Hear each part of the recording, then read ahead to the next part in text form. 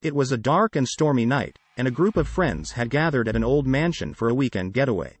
Among them was a man named Henry, who was known for his love of food and his large frame. He was always the life of the party, cracking jokes and making everyone laugh. As they sat down for their last supper, Henry's appetite got the best of him. He devoured the food in front of him, despite the warnings from his friends to pace himself. He joked that he was going to eat until he couldn't move anymore. Suddenly, Henry began to choke on a piece of steak. His friends rushed to his aid, but it was too late. Henry had passed away.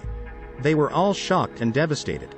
They had lost their friend in the most unexpected way. As they mourned their friend's sudden death, they began to notice strange things happening around the mansion. Objects moved on their own, doors creaked open, and eerie whispers filled the halls. They tried to brush it off as their imagination, but the occurrences became more frequent and intense. They soon discovered that the mansion was haunted by the ghost of a former resident who had a hatred for gluttony. The ghost had possessed Henry's body and caused him to overeat, leading to his demise. They were horrified by the thought that their friend's body was not his own when he passed away. One by one, the ghost began to take revenge on Henry's friends for their own sins. The greedy one was drowned in a bathtub filled with coins, the lustful one was strangled with chains, and the envious one was trapped in a room filled with mirrors.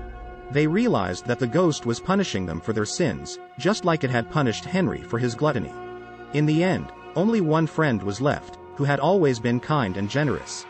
He had never indulged in any sin and had always been there for his friends. The ghost appeared before him, but instead of seeking revenge, it thanked him for being the only one who had shown compassion towards Henry.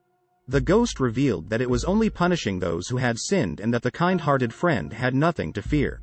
The mansion was quiet once again, and the only sound was the gentle rain tapping against the windows. The friend knew that he would never forget what had happened and that he would always carry the memory of his friends with him. But he also knew that he had learned a valuable lesson about the consequences of sin, and that he would live the rest of his life with a newfound appreciation for kindness and compassion.